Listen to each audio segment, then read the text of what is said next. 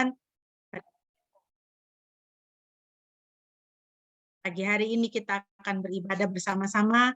Kita sudah menjalani bulan yang baru, 6 hari lamanya, dan kita mau mengucap syukur untuk bulan yang baru ini yang Tuhan berikan kepada kita. Kita memasuki bulan yang kedua di tahun 2022 ini dengan anugerah Tuhan, dengan pemeliharaan Tuhan. Dan dalam ibadah kita pada pagi hari ini kita akan juga mengadakan perjamuan kudus. Mari kita bersama-sama memuji Tuhan dari Nafiri Rohani nomor 17. Kita nyanyikan ayat 1 dan ayatnya yang kedua. Di kaki salibmu Tuhanku, kumohon pengampunan dosa. Kita nyanyikan pujian ini bersama-sama.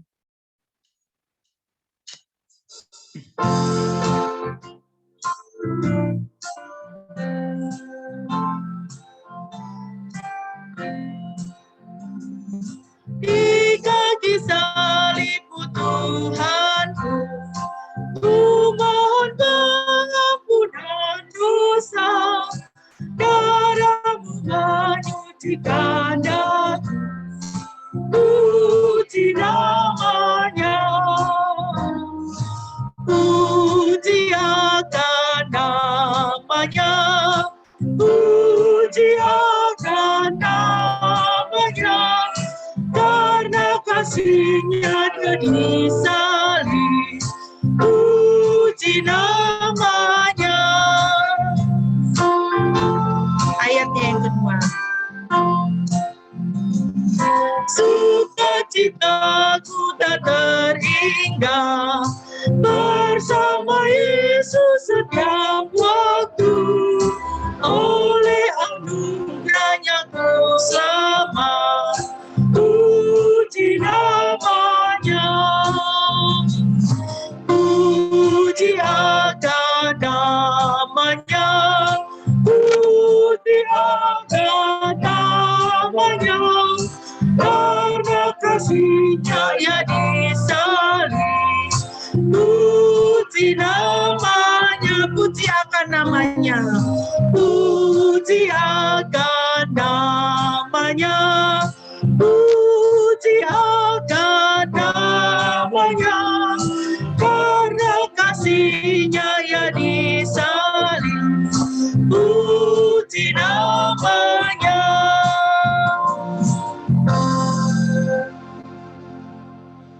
Baiklah Bapak Ibu, mari kita mentadbiskan ibadah kita pada pagi hari ini.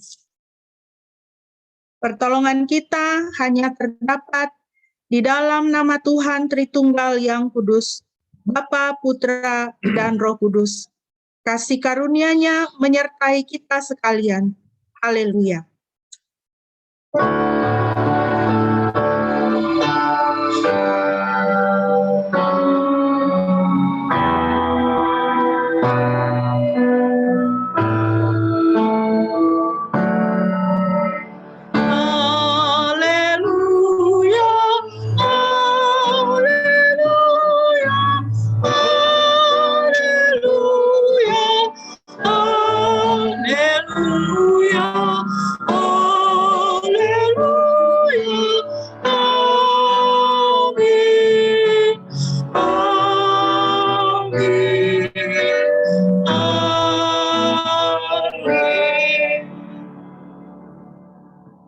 Firman Tuhan yang menjadi nats pembimbing kita pagi hari ini terambil dari 1 Korintus pasal 6 ayat 19 dan 20.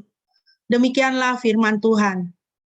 Atau tidak tahukah kamu bahwa tubuhmu itu tempat suci bagi Roh Kudus yang ada di dalam kamu, yang kamu peroleh dari Elohim, dan kamu bukanlah milikmu sendiri, sebab kamu telah dibeli dengan suatu harga. Karena itu, muliakanlah Elohim dengan tubuhmu dan dengan rohmu yang adalah milik Elohim. Puji nama Tuhan. Bapak Ibu yang dikasihi Tuhan, marilah kita menjalani bulan yang baru, bulan yang kedua di tahun 2022 ini, dengan mengingat bahwa tubuh kita adalah bait suci bagi Roh Kudus. Dan firman Tuhan mengingatkan kita untuk senantiasa hidup dengan memuliakan Tuhan. Tubuh kita memuliakan Tuhan, roh kita memuliakan Tuhan, karena kita adalah milik Tuhan. Mari kita kembali memuji Dia dari Nafiri Rohani nomor 17. Kita nyanyikan ayatnya yang ketiga dan ayatnya yang keempat.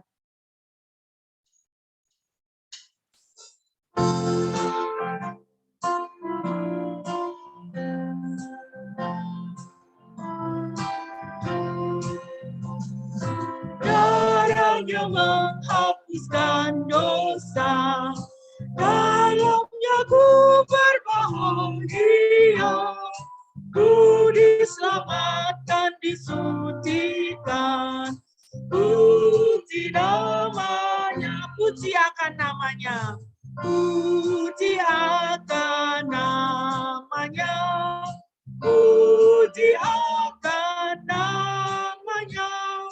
Karena kasih-Nya Ia disalib, puji namanya.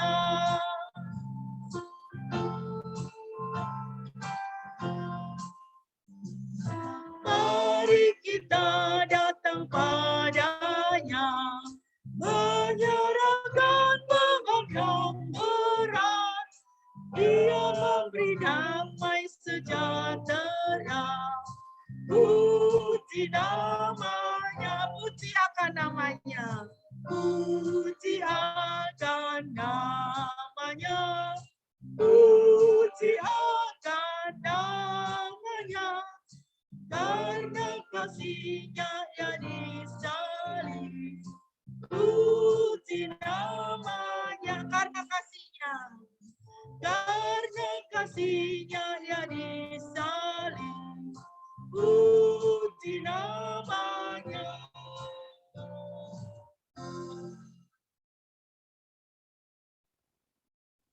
Pembacaan Mazmur kita pada pagi hari ini terambil dari Mazmur 147 ayat 1 sampai dengan ayatnya yang ke-7. Mazmur 147 ayat 1 sampai dengan ayatnya yang ke-7. Saya mengajak Bapak Ibu di tempat kita masing-masing, kita boleh membaca bersama-sama dengan bersuara, memuji Tuhan bersama dengan pemazmur. Haleluya. Sebab adalah baik bermazmur bagi Elohim kita. Itu adalah hal menyenangkan dan pujian itu indah. Yahweh yang membangun Yerusalem, Dia menghimpun Israel yang terbuang. Dia menyembuhkan hati yang hancur dan membalut kepedihan mereka. Dia menetapkan jumlah bintang. Dia menyebut mereka sesuai dengan nama-namanya. Besarlah Tuhan kita dan berlimpah dalam kuasa. Kebijaksanaannya tidak terbatas. Yahweh memberi kelegaan kepada orang yang tertekan. Dia mencampakkan orang fasik ke tanah. Bernyanyilah bagi Yahweh dengan rasa syukur. Bermazmurlah bagi Elohim kita dengan harpa. Puji nama Tuhan. Bapak Ibu, biarlah hati kita senantiasa terisi dengan mazmur dan puji-pujian kepada Tuhan. Karena begitu indah dan begitu luar biasa Tuhan di dalam kehidupan kita. Kasih-Nya memelihara dan menolong kita, menghibur kita senantiasa. Bapak Ibu, kita akan bersama-sama mempersiapkan diri untuk merenungkan firman Tuhan. Mari kita kembali bersama-sama memuji Tuhan. Kita naikkan pujian berikut sebagai persiapan. Bukan dengan barang fana kau membayar dosaku. Tuhan mengasihi kita dengan begitu indah, begitu luar biasa. Bukan hanya pemeliharaan hari ke hari Dia berikan, tetapi bahkan putranya sendiri boleh menumpahkan darahnya untuk kita. Mari kita menaikkan pujian ini dengan penyembahan kepada Tuhan, dengan mencurahkan cinta kasih kita kepada Tuhan.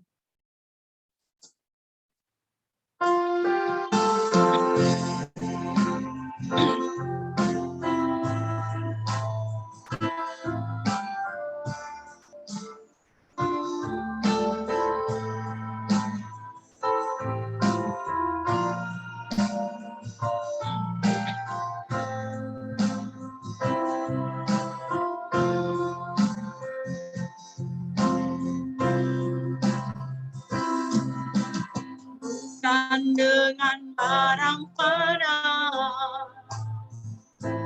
Kau membayar dosaku dengan darah yang mahal.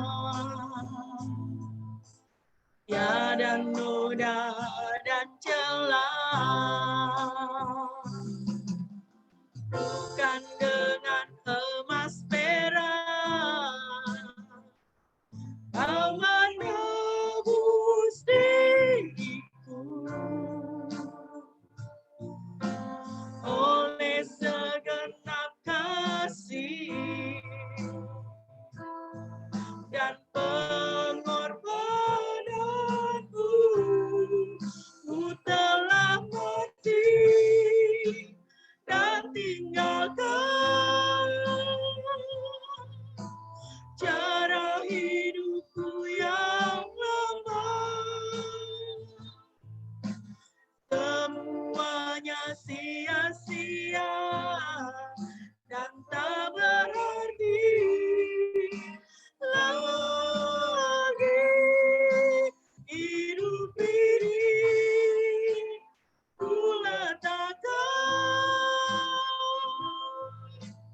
pada mezbamu ya Tuhan.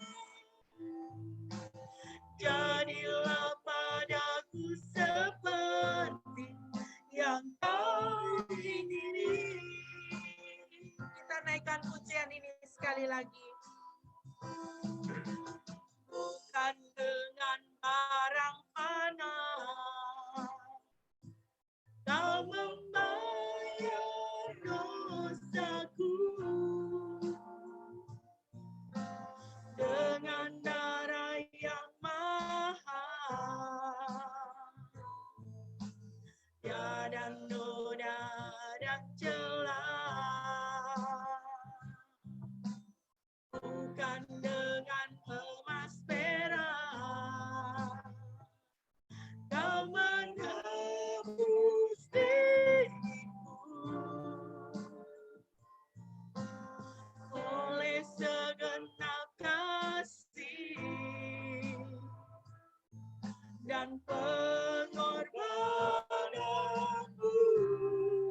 Ku telah mati dan tinggalkan cara hidupku yang lama. Semuanya sia-sia dan tak berarti lagi hidup ini. Ku letakkan pada mezbamu ya Tuhan. Jadilah padaku seperti yang Kau ingini. Jadilah padaku seperti yang Kau ingini. Jadilah padaku seperti yang Kau ingini.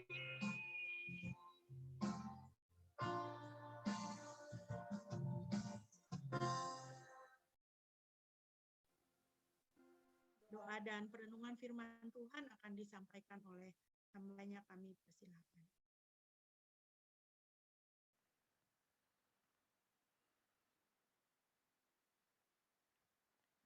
Baik, mari kita bersatu dalam doa sebelum kita merenungkan firman Tuhan. Terima kasih Tuhan untuk pagi hari ini. Kami bersyukur bahwa Engkau begitu baik di dalam kehidupan kami. Memelihara kami, menjaga kami sampai hari ini. Dan saat ini Tuhan, di hari perhentian, hari istirahat, hari Sabat yang Tuhan sediakan bagi setiap anak-anak-Mu, kami rindu untuk memuji, menyembah, dan memuliakan Engkau, dan mendengar firman-Mu. Berfirmanlah, kami semua sedia mendengar. Berkatilah kami semua dengan firman Tuhan yang kami baca dan renungkan bersama. Dalam nama Tuhan Yesus kami berdoa. Amin. Ya, shalom, selamat pagi semua. Kiranya semuanya dalam keadaan yang sehat. Kita akan meneruskan pembahasan kita dari Injil Markus. Kita sudah menyelesaikan perikop yang ketiga ya. Jadi ada 3 perikop yang kita sudah selesaikan dari Injil Markus ini. Nah, itu perikop pertama itu adalah panggilan menjadi murid ya. Jadi kita sudah membahas ini ya, bagaimana penulis Markus di dalam perikop yang pertama dia menjelaskan atau dia memberikan informasi ya bagaimana Yohanes Pembaptis dipanggil, diutus, juga konsekuensi yang dia alami, begitu juga Yesus dipanggil ya oleh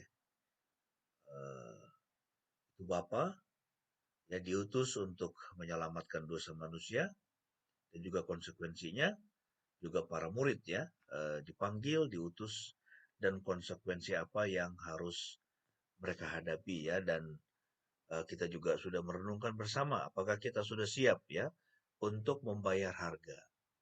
Jadi Markus dia memperkenalkan satu topik besar ya di dalam Injil yang dia tulis, yaitu jalan menjadi seorang murid. Ya, jalan menjadi seorang murid. Nah, jadi seorang murid itu adalah yang pertama itu seorang yang dipanggil, ya, dipanggil menjadi murid.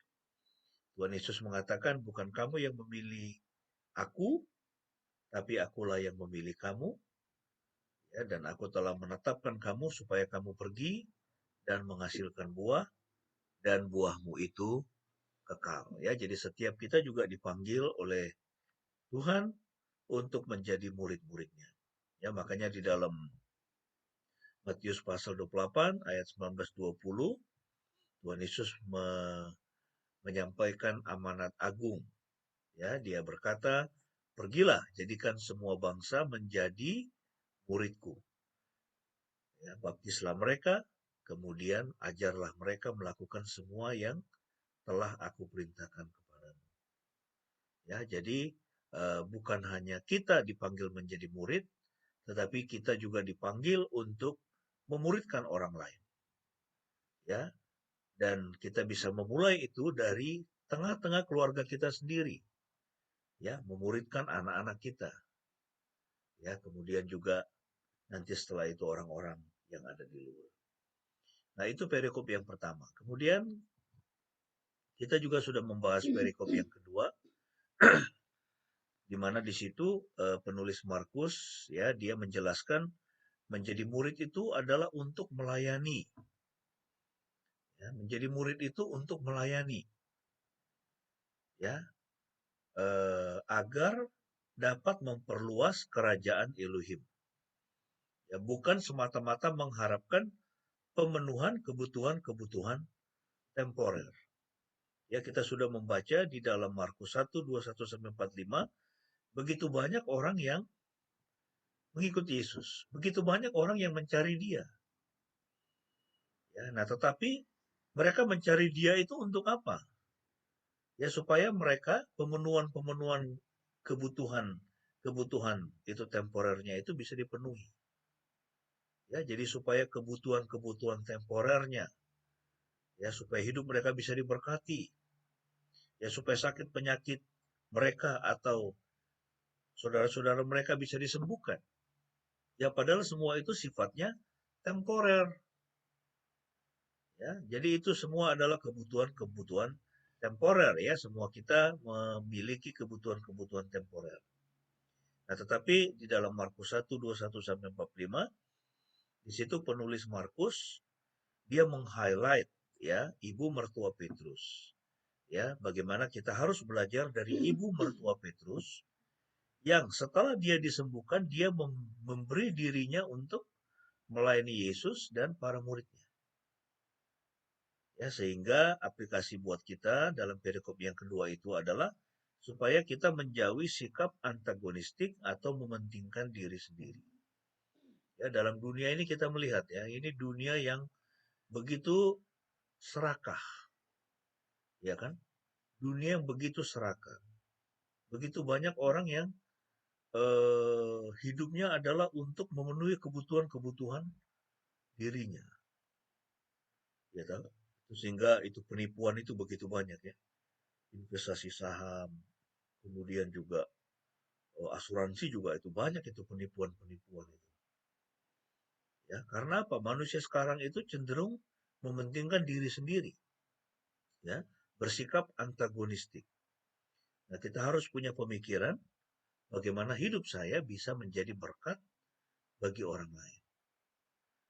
Ya, tidak hanya untuk memperkaya diri saya atau memenuhi kebutuhan saya, tapi juga Tuhan mau supaya kita belajar untuk melayani orang lain. Ya, bukan hanya keluarga kita, ya, orang di luar juga. Ya, di luar lingkup dari keluarga kita. Nah, kemudian 2 minggu lalu kita sudah membahas ini, ya, itu perikop yang ketiga ya, bahwa dalam perjalanan pemuritan itu ada oposisi yang harus dihadapi, ya. Nah, bagaimana kita meresponinya? Jadi perikop yang ketiga di situ, penulis Markus, ya, Injil Markus, ya, dia membahas bagaimana meresponi sikap oposisi dalam perjalanan menjadi murid.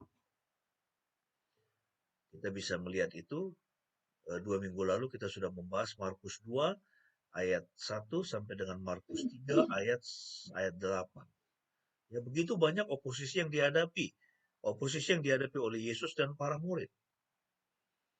Ya, orang Farisi, ahli Taurat, mereka marah, mereka mengecam, mereka menganggap Yesus sudah menghujat Elohim karena dia mengampuni dosa. Yesus bertanya kepada mereka, mana lebih mudah mengatakan dosamu sudah diampuni atau berkata bangunlah dan berjalanlah? Tapi supaya kamu tahu bahwa anak manusia memiliki kuasa untuk mengampuni dosa di bumi ini. Ya, jadi di situ sebetulnya secara eksplisit Tuhan Yesus dia menjelaskan keilahiannya bahwa dia adalah Tuhan. Ya, jadi ayat itu pun itu bisa kita pakai ya untuk menjawab ya orang-orang yang beroposisi ya itu terhadap kekristenan. Ya, di mana kita mengatakan atau menganggap Yesus itu sebagai Tuhan, ya. Nah, itu apa buktinya? Buktinya adalah dia sanggup mengampuni dosa. Ya, karena hanya Tuhan saja yang sanggup mengampuni dosa. Juga ada oposisi yang lain. Ya, waktu Yesus dan para murid melintasi tebun jagung. Lalu karena lapar, murid-murid memetik bulir-bulir gandum pada hari Sabat. Lalu kemudian dikecam oleh orang-orang Farisi dan ahli Taurat. Ya, dan di situ kita melihat ya bagaimana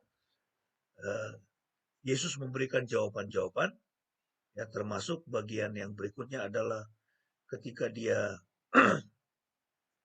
maaf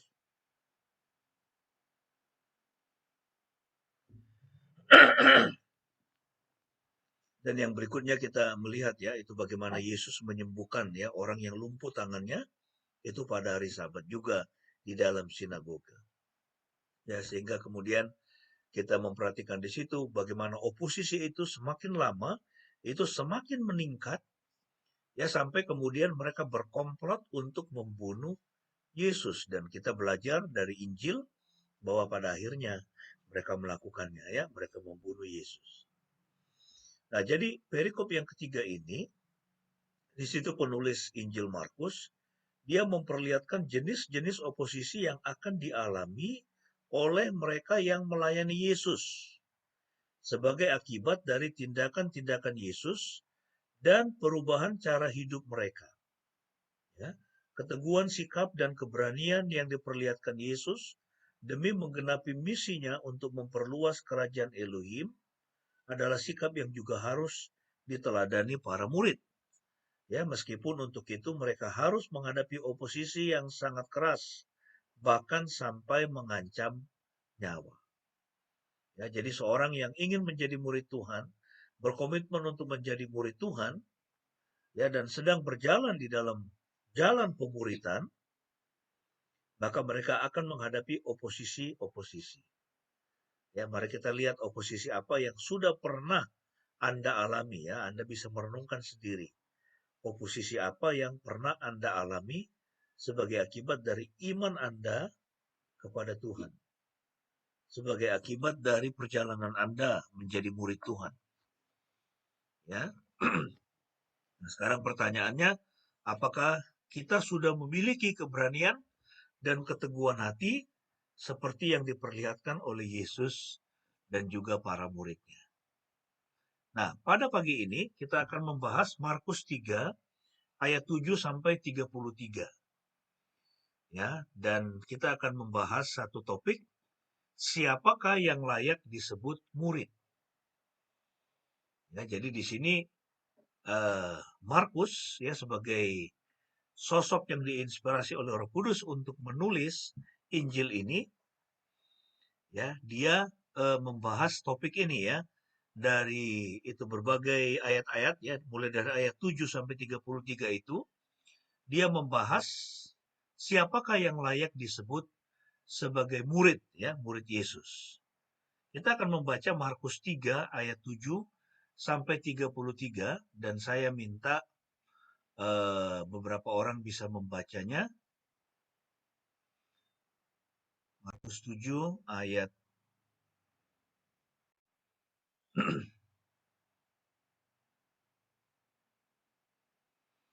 ya, yang pertama saya minta Markus 7, Markus 3 ya, ayat 7.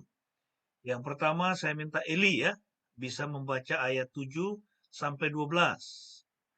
Kemudian setelah itu Ibu Metan, saya minta membaca ayat 13 sampai dengan ayat 21. Kemudian nanti Ibu Sandra bisa membaca ayat 22 sampai dengan ayat 30. Kemudian nanti yang terakhir Ibu Vera, ya, saya minta untuk membaca ayat 31 sampai dengan ayat 35.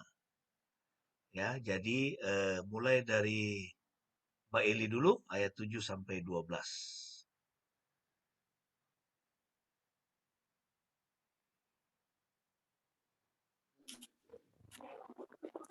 Markus 3 ayat 7 sampai 12.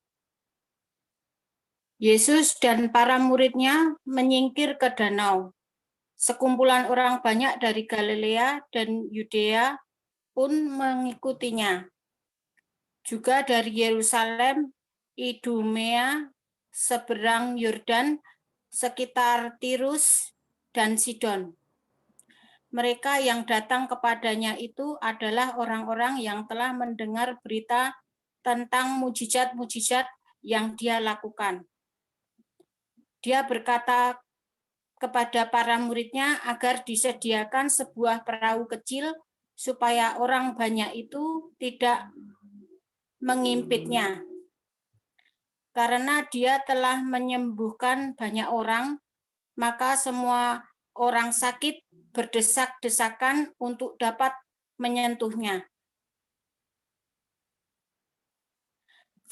Ketika roh-roh najis melihat dia, mereka tersungkur di hadapannya dan berteriak sambil berkata, "Engkaulah putra Elohim."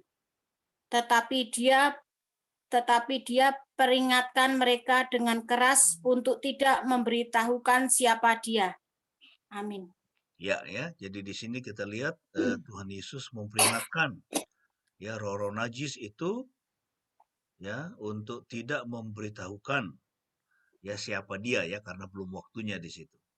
Baik, yang berikutnya ayat 13 sampai dengan ayat 21. Apakah Ibu Metan ada di situ?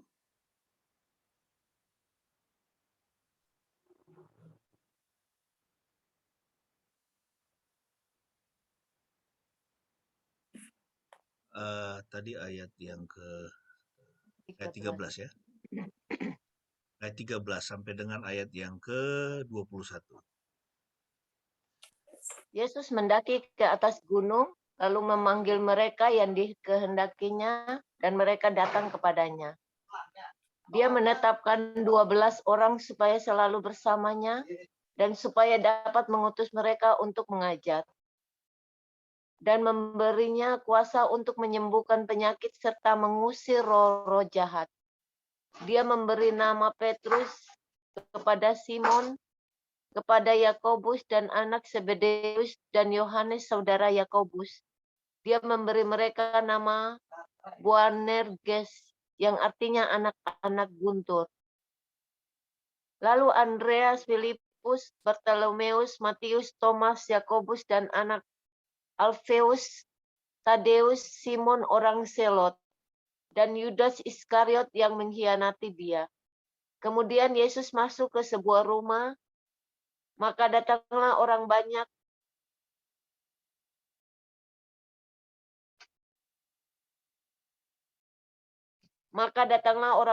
berkumpul sehingga untuk roti pun mereka tidak dapat.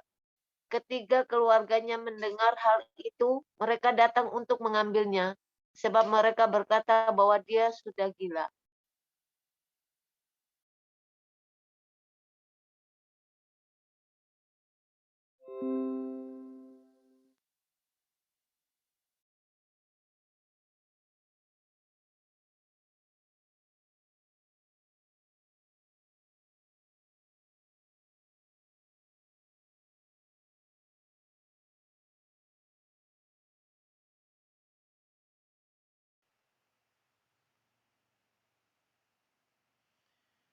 Ya, terima kasih Bu Metan.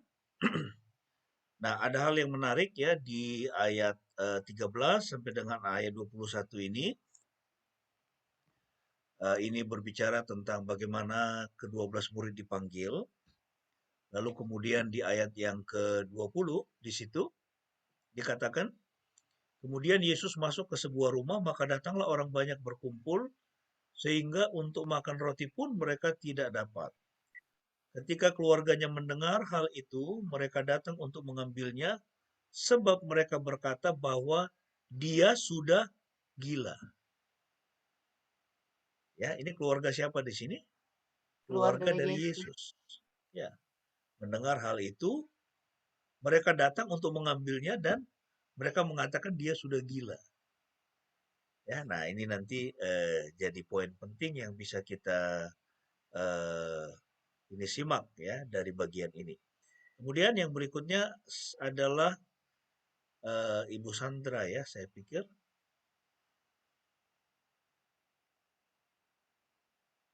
Ya, silakan membaca ayat yang ke-22 sampai dengan ayat ke-30. Para ahli Taurat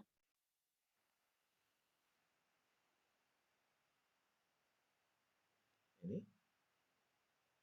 Para ahli Taurat yang datang dari Yerusalem berkata, dia kerasukan Beelzebul, dan dengan penghulu roh jahat dia mengusir roh jahat. Maka Yesus memanggil mereka dan berbicara kepada mereka dengan perumpamaan. Bagaimana mungkin setan dapat mengusir setan? Jika sebuah kerajaan terpecah belah dan saling berlawanan, kerajaan itu tidak dapat bertahan. Jika sebuah keluarga terpecah belah dan saling berlawanan, keluarga itu tidak dapat bertahan. Jika setan saling berlawanan dan terpecah belah, ia tidak dapat bertahan, melainkan telah tibalah kesudahannya. Tidak seorang pun sanggup masuk ke dalam rumah orang kuat dan menjarah barang-barang miliknya, jika tidak terlebih dahulu mengikat orang kuat itu, lalu barulah ia dapat menjarah rumahnya.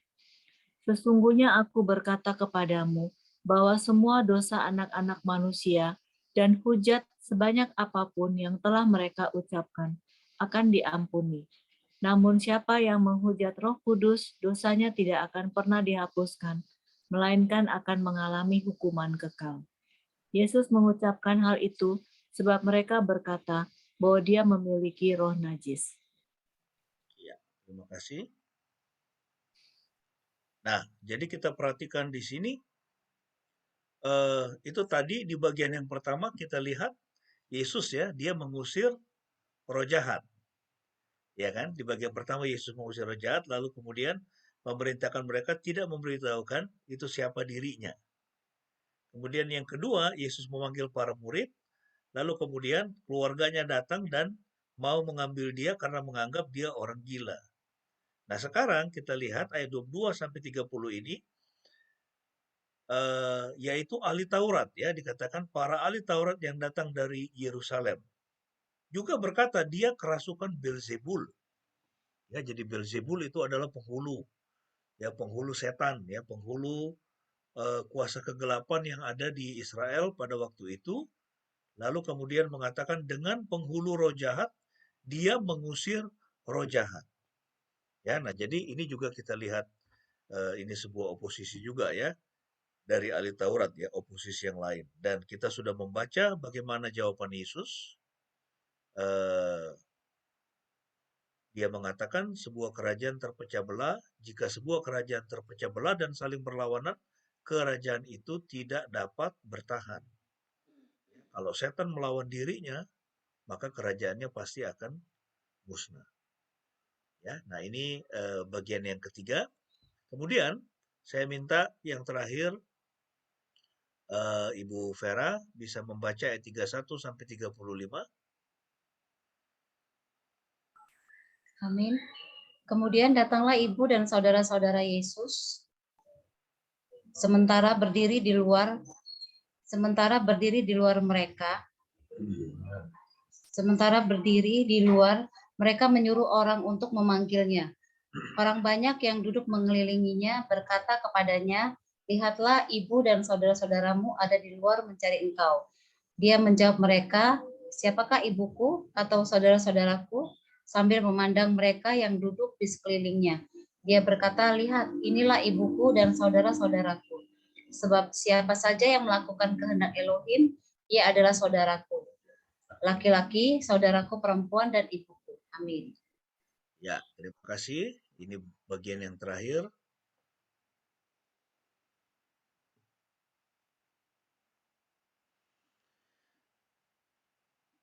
Ya, ini juga sama ya. Kalau kita lihat, ini sekarang yang datang adalah ibunya dan saudara-saudaranya. Lalu kemudian ayat 32, orang banyak yang duduk mengelilinginya berkata kepadanya, "Lihat, ibu dan saudara-saudaramu ada di luar mencari engkau." Kemudian Yesus menjawab, "Siapa ibuku dan saudara-saudaraku?" Ya, sambil memandang mereka yang duduk di sekelilingnya, dia berkata, "Lihat, inilah ibuku dan saudara-saudaraku." Ya, sebab siapa saja yang melakukan kehendak Elohim, ia adalah saudaraku laki-laki, saudaraku perempuan, dan ibuku. Ya, jadi di sini dalam bagian ini intinya adalah ya ini penulis Markus dia mau menjelaskan siapakah orang luar, siapakah orang dalam. Siapakah yang termasuk ke dalam keluarganya Yesus? Yaitu mereka yang melakukan kehendak Elohim. Mereka yang berjalan bersama-sama dengan Yesus di dalam jalan pemuritan. Ya, itulah saudaranya laki-laki dan saudaranya. Ya, baik. Kita akan melihat bagian ini. Nah, jadi topik yang diangkat oleh penulis Markus ya di dalam perikop ini. Jadi apa itu teologi perikop? Itu teologi perikop itu adalah kita mencoba untuk mengetahui ya apa yang mau disampaikan oleh penulis Markus melalui apa yang dia tulis. Itu maksudnya teologi perikop. Jadi semua penulis Alkitab itu mereka diinspirasikan oleh Roh Kudus ya menuliskan apa-apa yang mereka lihat atau pengalaman rohani mereka dengan Tuhan. Nah, ketika mereka menuliskan bagian itu, ada hal yang hendak mereka sampaikan. Ya, itu ada pemikiran kepada para pembaca yang ingin mereka sampaikan, sehingga kemudian kita bisa menarik aplikasi yang tepat, aplikasi yang sesuai untuk kita terapkan dalam kehidupan kita sehari-hari dari apa yang mereka sampaikan itu. Nah, di dalam perikop yang keempat ini, di situ penulis Markus, ya, dia mau menjelaskan siapakah yang layak disebut sebagai murid, yaitu murid Yesus. Nah, fokus dari teologi perikop yang keempat ini adalah menjelaskan bahwa yang disebut murid adalah mereka yang tinggal bersama Yesus. Ya. Siapa yang disebut murid itu adalah mereka yang tinggal bersama Yesus. Atau mereka yang melakukan kehendak Tuhan untuk menyelesaikan misinya setelah menerima pengutusan dari Yesus. Jadi dari teks yang tadi kita baca, siapa yang tidak tinggal bersama Yesus? Itu saudara-saudaranya. Siapa yang tidak tinggal bersama dengan Yesus? Orang Farisi ahli Taurat. Siapa yang tidak tinggal bersama dengan Yesus? Itu adalah roh-roh jahat. Lalu kemudian dia menjelaskan, ya, kemudian bagian yang terakhir, bahwa yang masuk ke dalam keluarganya itu, yang menjadi ibu dan saudaranya laki-laki dan perempuan, itu adalah mereka yang melakukan kehendak Tuhan, ya, untuk menyelesaikan misi setelah mereka menerima pengutusan dari Yesus. Nah, para murid adalah semua yang menjadi pengikut Yesus dan ditetapkan olehnya untuk berada bersama dengannya dan diutus untuk menyelesaikan misinya. Ya, tidak seperti mereka yang tidak mengakui otoritasnya atau mencari Yesus karena alasan-alasan yang salah. Ya, kita melihat di dalam teks kita tadi. Ya, saudara-saudaranya atau keluarganya ya tidak mengakui otoritasnya. Ya, kalau setan itu jelas juga, ya. Ya, tapi akhirnya mereka harus itu pergi. Nah, jadi di dalam dunia ini ada begitu banyak orang yang ya mungkin mereka merayakan Natal juga begitu, tapi tidak mengakui otoritas Yesus. Atau mereka sudah menjadi orang Kristen, tapi mereka tidak mengakui otoritas Yesus. Mereka sudah sekian puluh tahun menjadi orang percaya, itu orang Kristen, orang beragama Kristen, tetapi di dalam hidup mereka, mereka tidak pernah mengakui otoritas Yesus. Tidak pernah mengakui ketuhanan Yesus. Nah, di dalam bagian ini kita melihat bahwa para murid itu adalah orang-orang yang mengakui otoritasnya. Ya, dan mereka yang selalu tinggal berada bersama dengannya. Ya, dengan kata lain, para murid adalah orang dalam yang selalu berada bersama Yesus untuk melakukan kehendak Tuhan. Ya, tidak seperti orang luar yang gagal memahami otoritas Yesus. Ya, ini tadi malam ada 3 jam saya mengikuti debat. Ya, debat mengenai itu Tuhan, ya, itu siapa Tuhan? Itu Tuhan itu yang benar itu konsepnya bagaimana? Yang Trinitas, yang Unitarian, atau yang Sabellianisme? Ya, ini saya nggak ada waktu untuk menjelaskan. Ini pembahasan yang dalam, yang berat, ya. Itu 3 jam. Nah, kalau kita ini kan kita itu percaya bahwa Tuhan itu ada satu, ya. Tuhan itu hanya ada satu, tetapi dia menyatakan diri dalam 3 kepribadian, yaitu Bapa, Anak, dan Roh Kudus. Ya. Nah, tapi itu pemapar yang pertama, itu namanya Pak B, ya. Saya tidak usah sebut namanya siapa secara lengkap, ya, tapi Pak B, dia menganut paham Sabellianisme. Ya, jadi ini Sabellianisme ini mirip-mirip juga dengan ini pandangan dari orang-orang saksi Yehova yang mengatakan bahwa Yesus itu hanya utusan dan dia itu lebih rendah daripada Allah. Dia lebih rendah daripada Yahweh. Nah, jadi kita itu harusnya ini semuanya itu mengacu kepada Yahweh. Nah, itu gampang sekali ya, itu orang itu diselewengkan seperti itu. Jadi tidak mengakui otoritas Yesus. Nah, kira-kira seperti itu juga yang terjadi pada masa Yesus. Ya, ketika dia melayani orang-orang Farisi dan ahli Taurat, mereka yang belajar dan menerima Yahweh sebagai Tuhan mereka, ya Tuhannya Abraham, Ishak dan Yakub. Lalu kemudian Yesus datang ke dalam dunia ini dan mengklaim dirinya bahwa dia adalah Yahweh yang berinkarnasi di dalam daging. Mereka sulit untuk mengakuinya. Ya, mereka sulit untuk menerimanya. Mereka tidak mau. Mereka menolak. Ya, coba kita pikir. Yesus itu dia disalib itu karena apa?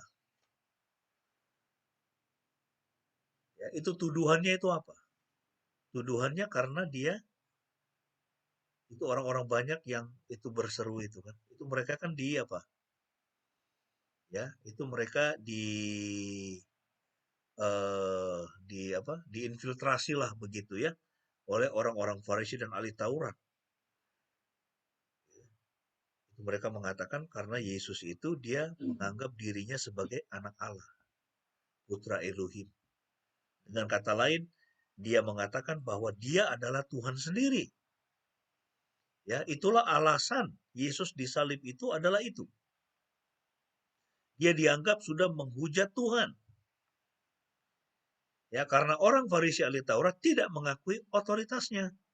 Dan juga orang banyak yang sudah diprovokasi, mereka tidak mengakui otoritasnya. Nah, jadi mereka ini semua adalah orang-orang luar. Nah, di dalam kekristenan pun kita bisa melihat itu. Ya, ini seperti kemarin, itu sangat kasat mata sekali. Ya, mereka masih menyebut Yesus. Saksi Yehova masih menyebut Yesus. Tapi mereka memiliki pemahaman yang berbeda dengan yang kita pahami. Mereka mengatakan Yesus itu bukan Tuhan. Dia hanya nabi. Ya, di dalam dunia ini banyak yang seperti itu. Hanya mengagumi Yesus dengan pengajarannya yang luar biasa, yang mengagumkan, tetapi mereka menolak ketuhanan Yesus. Dan mereka tidak layak disebut sebagai orang dalam. Mereka adalah orang luar. Nah, bagaimana dengan kita? Apakah kita sudah menjadi orang dalam? Atau kita sebetulnya masih orang luar? Ya. Atau sebelah kakinya di dalam, sebelah kakinya di luar? Ya, itu di mana kita berada. Nah, kita lihat pelayanan Yesus menyebabkan namanya menjadi sangat populer sehingga banyak orang mencarinya hanya untuk memenuhi kebutuhan temporer mereka. Ya, itu inti dari perikop 2. Pelayanan Yesus serta perubahan gaya hidup para murid juga menimbulkan oposisi yang keras dari orang Farisi dan ahli Taurat sehingga mengancam nyawa mereka. Ya, ada usaha untuk membunuh Yesus. Nah, dalam perikop yang keempat, Yesus menjelaskan siapakah sesungguhnya yang layak disebut sebagai murid. Siapa yang layak disebut sebagai murid? Dan ini pertanyaan yang sama untuk kita juga. Apakah kita sudah layak disebut sebagai murid? Siapa yang layak disebut sebagai murid? Yaitu mereka yang mengakui otoritasnya. Ya, apakah kita sudah mengakui otoritas Yesus atas hidup kita? Atas pemikiran kita? Atas rencana-rencana kita? Atas keluarga kita? Sudahkah saya mengakui otoritasnya? Atau belum? Atau masih setengah-setengah? Kemudian, apakah kita sudah menerima pengutusannya? Ya, itu tidak mesti menjadi pendeta, atau menjadi guru Injil, atau menjadi misionaris misalnya. Ya, setiap kita menerima pengutusannya, yaitu apa? Sebagai murid untuk memuridkan orang lain. Sebagai murid untuk menjadi berkat bagi orang lain. Sebagai murid untuk bersaksi bagi orang lain. supaya mereka boleh mengenal Yesus melalui kehidupan kita.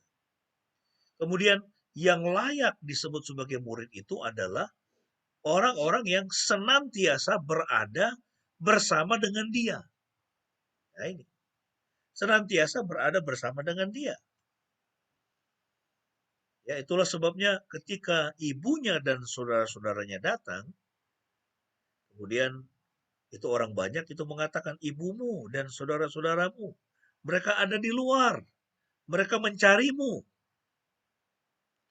Ya, ayat itu bukan, ya, itu jawaban Yesus itu bukan mengindikasikan bahwa dia tidak menghormati ibu dan saudara-saudaranya. Tapi dia mau menjelaskan, ya, itu satu hal yang sangat prinsipil dari perjalanan menjadi murid. Ya, itu kenapa ibunya dan saudara-saudaranya ada di luar mencari dia? Kenapa mereka tidak masuk saja dan mendengar Yesus mengajar? Ya kan? Mereka menunggu di luar. Ya, itu seharusnya mereka masuk ke dalam, kemudian duduk, lalu mendengar Yesus mengajar orang banyak.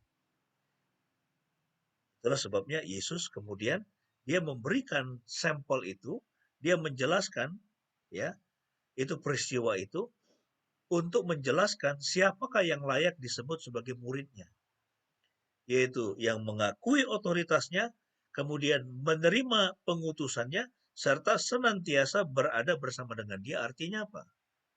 Orang-orang yang terus-menerus belajar. Ya, itu mempelajari firman-Nya, duduk diam di sekitar firman-Nya, ya, dan melayani dia. Nah, kita lihat, itu kerumunan orang banyak masih mengikutinya dengan motivasi dan alasan yang salah, yaitu hanya untuk mendapatkan kesembuhan fisik. Di sini pembaca Injil Markus mulai bertanya-tanya, apakah ada orang yang sejatinya bersama Yesus, bersama dengan misinya dan benar-benar memahami siapakah Yesus dan mengapa ia datang ke dunia? Apakah ada orang yang memahami apa artinya menjadi pengikutnya? Ya, jadi bagian inilah yang hendak dijawab oleh perikop ini. Apa artinya berada bersama dengan Yesus? Siapa yang disebut sebagai orang dalam itu? Ya, nah jadi ini pembahasan ini adalah mengenai siapa orang luar, siapa yang disebut orang luar, siapa yang disebut orang dalam, atau siapakah yang disebut sebagai murid. Nah, jadi kalau kita lihat secara garis besar di sini, ya, itu siapa yang disebut orang luar di dalam perikop ini, yaitu keluarga, ya, itu keluarga Yesus, itu masih dikategorikan orang luar. Kenapa? Karena mereka tidak menghormati otoritasnya. Bahkan mereka mau menangkapnya, mau mengambilnya, ya karena apa? Menganggap dia orang gila. Nah, kalau mereka mau ambil dan menganggap dia orang gila itu artinya apa? Dia akan diapakan? Dia akan dipasung. Ya kan? Yesus akan dipasung oleh keluarganya sendiri. Kenapa? Karena keluarganya tidak menghormati otoritasnya. Dan bukan hanya itu, ahli Taurat juga menolak otoritasnya. Ya, dia menyembuhkan begitu banyak orang, mengusir setan, justru ahli-ahli kitab, ahli-ahli Taurat itu mengatakan bahwa dia mengusir setan dengan penghulu setan, dengan Beelzebul. Dia mengusir setan. Ya, itu mengerikan, saudara. Ya, dia mengusir setan dengan setan. Nah, jadi inilah yang disebut orang luar. Jadi jangan berpikir bahwa karena Anda sudah menjadi orang Kristen, sekian puluh tahun menjadi orang Kristen, ya itu selalu pergi ke gereja, Anda sudah termasuk orang dalam. Bisa jadi kita masih orang luar. Ya, seperti keluarga Yesus dan ahli kita. Ya, kenapa? Karena kita belum menghormati otoritas Tuhan di dalam hidup kita. Ya, seperti keluarga dan ahli Taurat. Ya. Nah, jadi ini relevansi untuk kita, itu pertanyaannya. Pernahkah kita mengira bahwa kita adalah orang dalam, tetapi sebenarnya perilaku dan pemikiran kita tidak menunjukkan demikian. Kita berpikir bahwa kita ini sudah menjadi murid Yesus. Tapi ketika kita dihadapkan dengan satu peristiwa, ya perilaku kita sama sekali tidak memperlihatkan bahwa kita adalah murid Tuhan. Kita berpikir bahwa kita sudah melayani Tuhan. Ya. Nah, tetapi sebetulnya karakter kita belum memperlihatkan bahwa kita ini adalah itu pelayan Tuhan. Belum memperlihatkan kita adalah orang dalam. Nah, jadi di dalam bagian ini ada orang luar, yaitu keluarga dan ahli kitab. Nah, lalu kemudian itu orang dalam. Siapakah orang dalam? Yaitu para murid. Ya, itu para murid. Definisi dari murid itu sebagai orang dalam, yaitu mereka yang melakukan kehendak Tuhan. Jadi orang dalam itu adalah orang yang melakukan kehendak Tuhan. Ya. Kemudian apa itu kehendak Tuhan? Taat kepada pengutusan Yesus. Taat. Ketika Yesus sudah mengutus dia untuk menjadi murid, itu memanggil menjadi murid, kemudian mengutus. Ya, ingat bahwa kita semua ini adalah orang-orang diutus. Menyedihkan sekali kalau Anda sebagai orang Kristen, Anda tidak tahu, bahkan mungkin tidak pernah memikirkan, apa sih tujuan saya ada dalam dunia ini? Coba pikir, apa tujuan kita ada di dalam dunia ini? Apakah hanya untuk menjadi besar, kemudian bekerja, kemudian menikah, punya anak, lalu kemudian mengawinkan anak, lalu kemudian mati? Ya, itu menyedihkan, saudara, kalau kita hanya tujuannya hanya sampai di situ. Ya, semua kita dipanggil oleh Tuhan untuk menjadi muridnya. Ya, dan kita harus taat kepada pengutusan Yesus, menjadi berkat bagi orang lain. Nah, jadi menjadi orang dalam itu adalah, yaitu ketika kita bersama Yesus melakukan kehendak Tuhan. Nah, saya mengajak kita untuk coba memikirkan, ya, mungkin Anda mau bersaksi 1-2 menit. Ya, ini sebagai aplikasinya untuk kita. Apa yang Anda pelajari dari teks ini, dan teks ini berbicara apa buat Anda? Ya, jadi hari ini tidak hanya satu sisi, tapi kita juga mau mendengar sharing dari Anda. Ya, hal-hal spesifik dari kehendak Tuhan yang bisa kita lakukan. Ya, khususnya dalam kaitan dengan pengutusan Yesus di Markus 3 ayat 14. Ya, kalau kita kembali ke dalam teks kita tadi, Markus 3 ayat 14.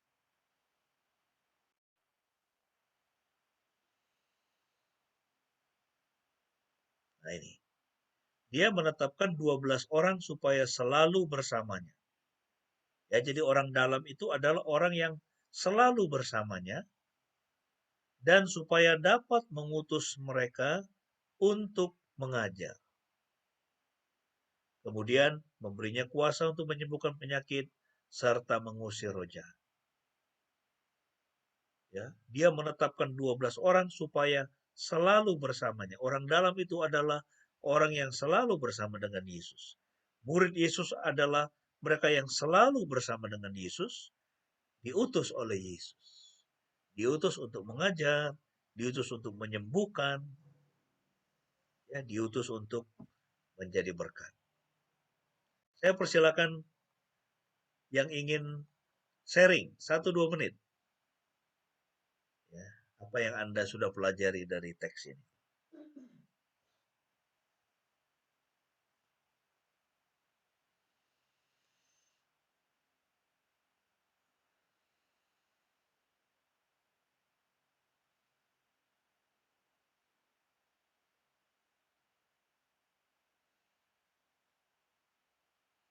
Apa yang Tuhan berbicara bagi Anda melalui teks ini? Yang mungkin menjadi komitmen Anda untuk Anda lakukan. Mungkin sudah dilakukan, tapi belum dilakukan. Itu sudah dilakukan dan akan terus dilakukan atau sudah dipikirkan dan akan Anda lakukan. Saya persilakan.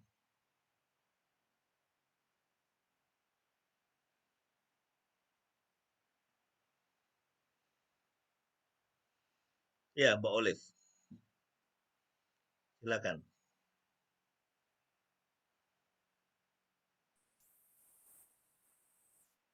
Terima kasih atas kesempatannya, Pak. Ya, Suara saya terdengar? ya, kedengaran. Ya. Pak, karena saya mendengarkan tidak dari awal, tapi di akhir-akhir ini saya hanya coba ingin men-sharingkan apa yang saya dapatkan. Saya sangat diberkati sekali dengan khotbah hari ini, Pak. Jadi memang beberapa minggu ini saya juga punya kerinduan ingin menghadiri bersama, tapi karena halangan jadi baru bergabung. Kalimat yang paling memberi saya itu adalah kalimat relevasi tadi, Pak. Kapan kita mengira sebagai orang dalam, tetapi sebenarnya aku dan pemikiran kita tidak menunjukkan demikian. Orang dalam di sini adalah para murid dan yang menjadi para murid ini adalah mereka yang melakukan kehendak Tuhan. Kemudian Tuhan itu tetap kepada pengutusan Yesus. Halo, Pak. Ya, kita bisa dengar. Silakan terus. Oke. Di sini saya merasa bahwa saya kurang melakukan kehendak Tuhan, Pak, untuk beberapa tahun terakhir ini. Tetapi ketika saya merefleksikan diri lagi kembali bahwa selama saya di kata itu saya dekat dengan firman Tuhan, dekat dengan pelayanan, dekat dengan Tuhan, itu saya merasa bahwa benar saya merupakan orang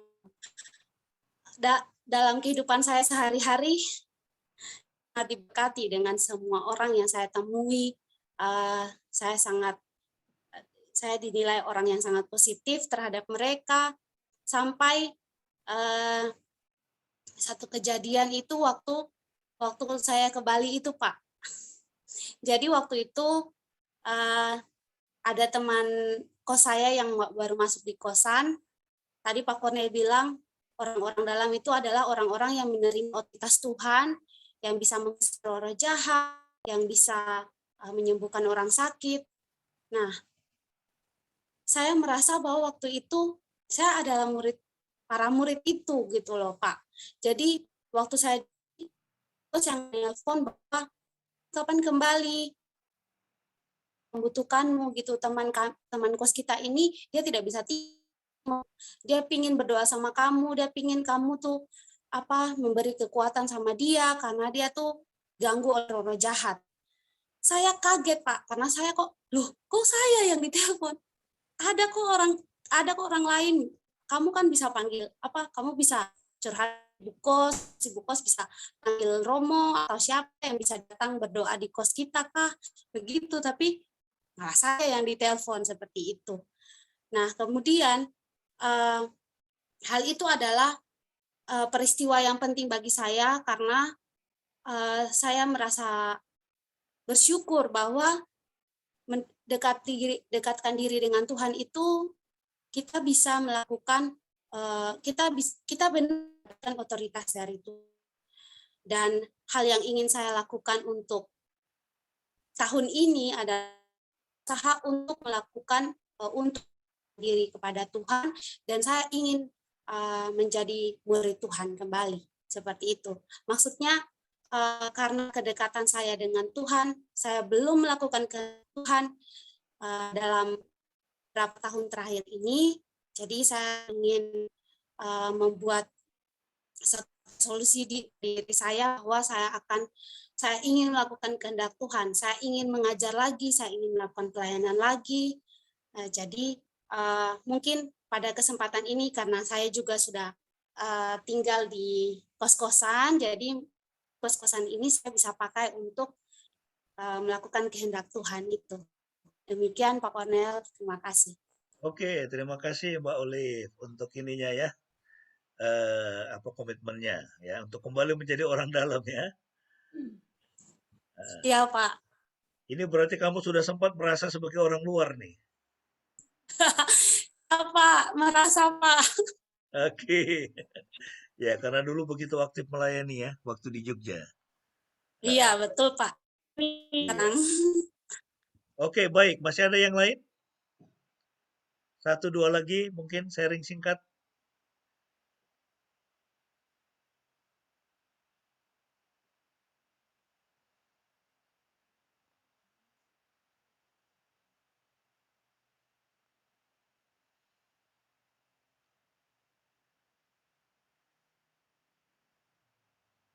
Dari Bu Pendeta?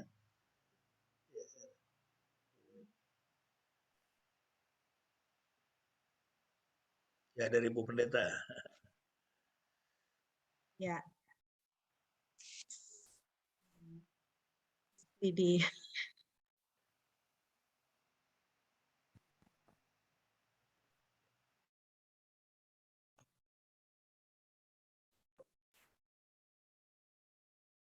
ya memang kalau kita berbicara mengenai orang dalam dan orang luar ini, kalau bagi saya, menurut saya itu satu dinamika kehidupan kita sebagai anak-anak Tuhan seumur hidup kita. Untuk kita itu selalu dalam tanda petik itu kita menjadi orang dalam. Artinya kita selalu menjadi anak-anak Tuhan yang di dalam setiap aspek kehidupan kita itu menjadi orang dalam. Kita mengakui otoritas Tuhan, kita melakukan kehendak Tuhan. Itu sesuatu yang harus itu PR buat kita gitu loh. Itu yang harus kita kerjakan. Itu harus senantiasa kita lakukan. Setiap hari kita bangun pagi ya. Kita mendapatkan hari yang baru. Kita harus menyerahkan diri kepada Tuhan. Hari ini Tuhan, kehendak-Mu yang jadi atas hidupku. Itu harus menjadi doa kita gitu ya. Jadi kalau kita bangun pagi, kita mengucap syukur untuk hari yang baru yang Tuhan berikan ya. Jangan doa kita hanya terbatas supaya Tuhan memberkati hidup kita hari ini, menjaga kita hari ini, tapi doa kita juga harus berbunyi, Tuhan hari ini apapun yang terjadi, kehendak Tuhan yang jadi atas hidup saya. Saya mau tunduk kepada Tuhan, apapun yang saya hadapi, saya mau tunduk kepada Tuhan. Seperti itu. Dan kita bersama dengan kekuatan dari Roh Kudus, kita menjalani hari itu sebagai orang-orang yang mengakui otoritas Tuhan dan kita melakukan kehendak Tuhan di dalam kehidupan kita, ya, di dalam pikiran, perkataan, perbuatan kita, ya, benar-benar itu Tuhan yang berotoritas, Tuhan yang berkuasa di situ. Ya, jadi saya pikir itu yang ya kalau dari pihak kita itulah pikul salib ya, karena kita harus menyalibkan keinginan kita kan. Kalau mengakui otoritas Tuhan itu kan berarti kita harus menyalibkan keinginan kita, ya, keegoisan kita, ya, perasaan kita ya. Kadang-kadang kita berjalan itu bukan dengan logika, dengan perasaan ya. Kita berjalan bukan dengan iman tapi dengan perasaan ya. Sehingga kita bisa dimanipulasi oleh si jahat ya. Kalau kita hidup dengan perasaan, apa-apa dengan perasaan ya. Kita bisa dimanipulasi oleh iblis ya, sehingga kita tidak menjadi taat kepada Tuhan gitu ya. Firman Tuhan katakan, ampunilah orang yang bersalah kepadamu. Aduh Tuhan, rasanya kok masih susah, nah, begitu ya kan. Rasanya sakit Tuhan ya. Ketika kita ikut dengan perasaan kita, akhirnya kita tidak menjadi pelaku firman, kita tidak mengakui otoritas Tuhan di dalam kehidupan kita. Ya, kalau mau dikatakan mulai dengan hal yang kecil, ya, saya selalu memulai dengan hal yang kecil, hal yang praktis yang bisa kita lakukan, yaitu apa? Membaca Alkitab setiap hari, membaca firman Tuhan setiap hari. Ya, kalau kita mau komit dengan membaca firman Tuhan setiap hari, ya itu satu bentuk kita itu mau menjadi orang dalam, kita mau mendekatkan diri kepada Tuhan. Ya, nah tantangan untuk yang saya rasakan ya, saya sebagai hamba Tuhan itu membaca Alkitab itu ya untuk persiapan khotbah aja gitu ya. Nah, itu bisa menjadi satu tantangan, bisa menjadi satu godaan gitu ya. Ya karena sudah istilahnya seumur hidup gitu ya. Maksudnya sekolah misalnya seperti saya sekolah Alkitab aja 9 tahun gitu ya kan. 9 tahun. Istilahnya Alkitab itu dari belakang sampai dari depan sampai belakang itu sudah tahulah gitu kan. Ya, itulah roh tinggi hati ya kan. Tapi harus mau merendahkan diri baca Alkitab setiap hari. Ya, seperti itu. Bukan untuk menyusun khotbah saja, tapi karena memang roh dan jiwa saya memerlukan. Dengan saya mau mengambil komitmen untuk baca Alkitab setiap hari, saya tunduk kepada otoritas Tuhan. Jadi nggak suka-suka, ikut Tuhan tuh nggak suka-suka. Ya, nggak suka-sukanya saya, tapi suka-sukanya Tuhan. Ya, mungkin itu aja dari saya. Terima kasih. Ya, silakan yang terakhir mungkin Pak Gabriel. Ya, terima kasih. Saja ini kebetulan karena nanti mau perjamuan ya, jadi saya kebetulan ada postinya di tangan, jadi saya melihat posisi saya masih orang luar ini. Tetapi Tuhan bilang melalui Yesaya 43 ayat 4, walaupun kau orang luar, tetapi engkau berharga di mataku dan mulia, dan aku ini mengasihi engkau. Jadi yang satu grup dengan saya masih orang luar, mari kita menjadi orang dalam, berubah setiap hari menjadi lebih baik. Sekian dan terima kasih. Salam. Ya, terima kasih Pak Gabriel. Baik, mari kita berdoa untuk firman Tuhan ini dan mempersiapkan diri kita untuk memasuki perjamuan kudus. Mari kita berdoa. Tuhan, terima kasih untuk firman-Mu. Terima kasih untuk penulis Markus yang oleh inspirasi Roh Kudus boleh mengingatkan kami betapa kami perlu menilai sejauh mana posisi kami saat ini. Apakah kami sudah menjadi orang dalam atau masih orang luar? Apakah kami sudah menjadi murid yang mengakui otoritas-Mu, otoritas Yesus, dan juga sedang melakukan kehendak Tuhan? Atau kami seperti orang luar yang bukan murid Tuhan, yang menolak Engkau? Ya Tuhan, ampuni kami kalau dalam hidup kami ada waktu-waktu di mana kami belum sepenuhnya mengakui kedaulatan-Mu atas hidup kami, atas pemikiran kami, atas semua rencana kami. Ampuni kami Tuhan. Dan biarlah kami boleh semakin sungguh-sungguh lagi mencari Engkau, oleh karena hanya bersama dengan-Mu hidup kami tenang dan kami boleh memiliki makna hidup yang sejati, menjalani kehidupan seperti yang Tuhan kehendaki. Terima kasih atas firman-Mu, meteraikanlah di dalam hati kami semua. Saat ini ya Tuhan, kami akan memasuki meja perjamuan kudus Tuhan. Kami akan makan roti dan anggur yang melambangkan tubuh-Mu dan darah-Mu. Kiranya Tuhan Engkau memberkati kami semua.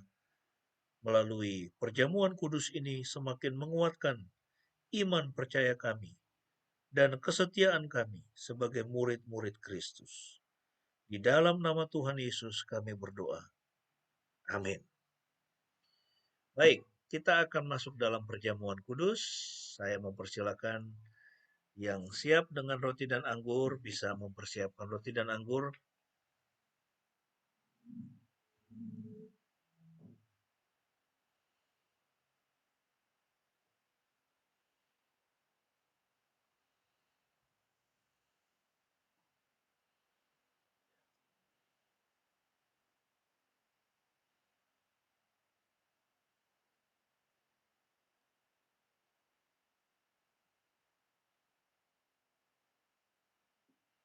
Sambil kita mengingat bahwa Tuhan Yesus pada malam sebelum ia disalibkan, ia mengambil roti, kemudian ia memecah-mecahkannya dan berkata, inilah tubuhku yang diserahkan bagi kamu. Perbuatlah ini setiap kali kamu memakannya menjadi peringatan akan aku.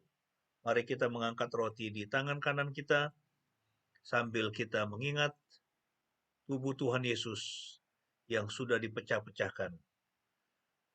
Dan mengingat firman Tuhan yang berkata, oleh bilur-bilurnya kamu semua sudah menjadi sembuh. Makanlah dengan penuh pengucapan syukur.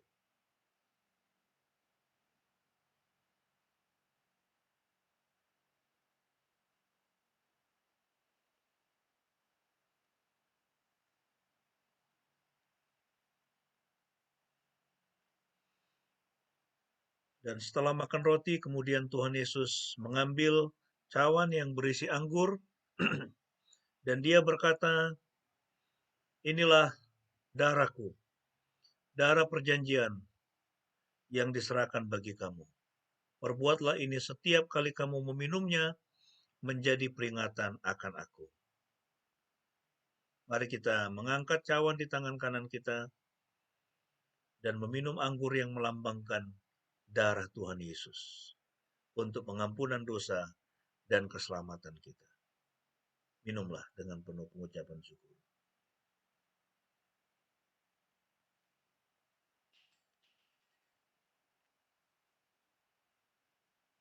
Mari kita berdoa. Ya Tuhan, terima kasih karena pagi ini kami boleh kembali memperingati tubuh-Mu yang diremukkan, yang dipecah-pecahkan bagi setiap kami. Tubuh-Mu yang oleh bilur-bilurnya semua sakit penyakit kami menjadi sembuh. Juga kami boleh memperingati darah-Mu yang dicurahkan di Bukit Golgota yang melambangkan pengampunan dosa. Sehingga dosa-dosa kami semerah apapun sudah diampuni. Terima kasih ya Tuhan, Engkau begitu baik, Engkau begitu mengasihi kami. Terpujilah Engkau untuk selama-lamanya. Inilah hidup kami, pakailah menjadi alat yang indah bagi kemuliaan-Mu. Saat ini ya Tuhan, kami mau menaikkan doa syafaat kami. Kami mohon berkat-Mu untuk pemerintah kami. Berilah hikmat di dalam mengatasi pandemi COVID-19, memberikan perawatan yang terbaik bagi mereka yang terpapar COVID-19, dan juga pemulihan ekonomi. Tuhan, kami menyerahkan bangsa dan negara kami ke dalam tangan-Mu. Kiranya damai sejahtera-Mu Engkau curahkan dari Sabang sampai Merauke, dari Talaut sampai Pulau Rote. Damai sejahtera Tuhan memenuhi bumi Indonesia, memberkati penduduk Indonesia. Berkati pemerintah kami, beri hikmat ya Tuhan. Dan juga kami berdoa bagi gereja Tuhan, Tuhan berkati agar senantiasa menjadi berkat bagi bangsa ini dan bagi pekerjaan Tuhan. Berkati semua keluarga kami, kalau masih ada yang sakit, Tuhan jamah, Tuhan sembuhkan, Tuhan pulihkan kesehatannya. Kalau yang masih ada dalam pergumulan ekonomi, Tuhan buka jalan. Tahun ini boleh menjadi tahun terobosan, tahun yang penuh berkat. Yang masih mencari pekerjaan, Tuhan beri pekerjaan. Kami rindu Tuhan. Dan kami percaya Tuhan, bahwa anak-anak Tuhan semua akan menjadi kepala bukan menjadi ekor. Kami akan menjadi berkat bukan menjadi peminta-minta. Terima kasih Bapa, berkati semua anak-anak-Mu, semua anggota keluarga kami, semua diberkati oleh Tuhan di hari-hari yang ada di depan. Terpujilah nama-Mu. Kami mengalaskan doa ini dengan doa Bapa kami, seperti yang diajarkan oleh Tuhan Yesus kepada kami. Mari kita naikkan bersama-sama. Bapa kami yang di surga, dikuduskanlah nama-Mu, datanglah kerajaan-Mu, jadilah kehendak-Mu di bumi seperti di surga. Berikanlah kami pada hari ini makanan kami yang secukupnya, dan ampunilah kami akan kesalahan kami, seperti kami juga mengampuni orang yang bersalah kepada kami. Dan janganlah membawa kami ke dalam pencobaan, tetapi lepaskanlah kami daripada yang jahat, karena Engkau-lah yang punya kerajaan dan kuasa dan kemuliaan sampai selama-lamanya. Amin. Amin. Tuhan Yesus memberkati.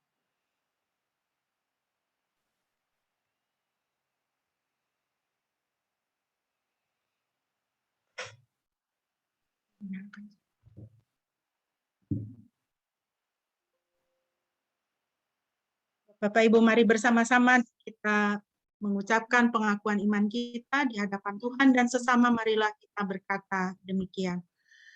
Aku percaya pada Yahweh, Bapa yang Maha Kuasa, Khalik langit dan bumi, dan kepada Yesus Kristus, anaknya yang tunggal Tuhan kita, yang dikandung dari Roh Kudus, lahir dari anak darah Maria, yang menderita sengsara di bawah pemerintahan Pontius Pilatus, disalibkan, mati, dan dikuburkan, turun ke dalam kerajaan maut. Pada hari yang ketiga bangkit pula dari antara orang mati, naik ke surga, duduk di sebelah kanan Yahweh, Bapa yang Maha Kuasa, dan akan datang dari sana untuk menghakimi orang yang hidup dan yang mati. Aku percaya kepada Roh Kudus, gereja yang kudus dan am, persekutuan orang kudus, pengampunan dosa, kebangkitan orang mati, dan hidup yang kekal. Amin.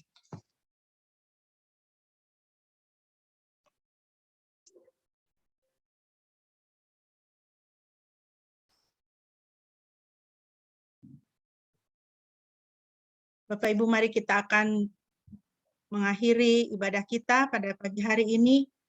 Kita mohonkan berkat Tuhan atas kehidupan kita. Melalui pujian dari Nafiri Rohani 322, kita nyanyikan ayat 1 dan ayat yang kedua.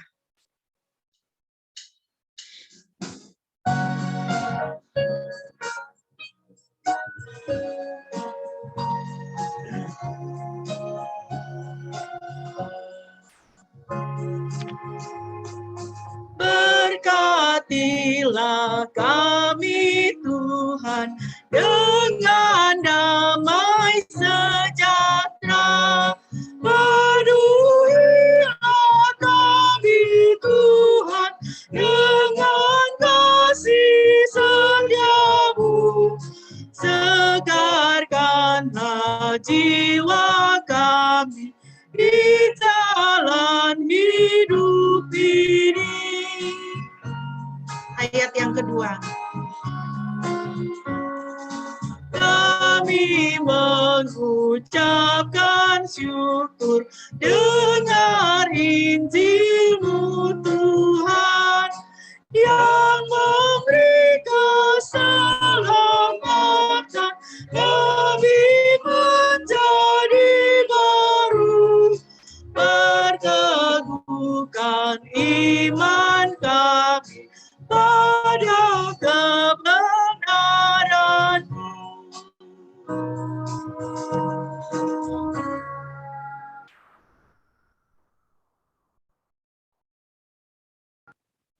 Kekasih-kekasih Tuhan, arahkanlah hatimu kepada Tuhan dan terimalah berkat-Nya. Elohim damai sejahtera, Dia sendiri kiranya menguduskan kamu sepenuhnya, dan segenap roh dan jiwa dan tubuhmu kiranya terpelihara tanpa cela pada saat kedatangan Tuhan kita Yesus Kristus.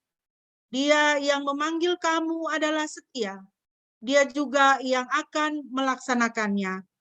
Anugerah Tuhan kita Yesus Kristus beserta kamu. Amin.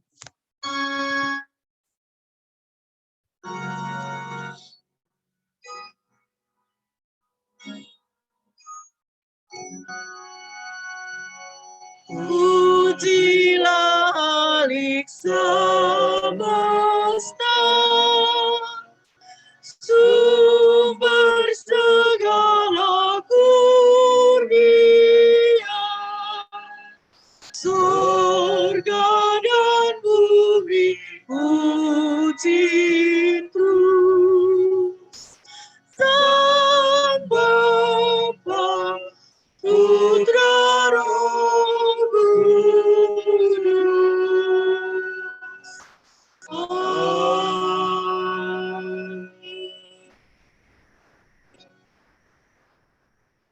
Mari kita bersaat teduh.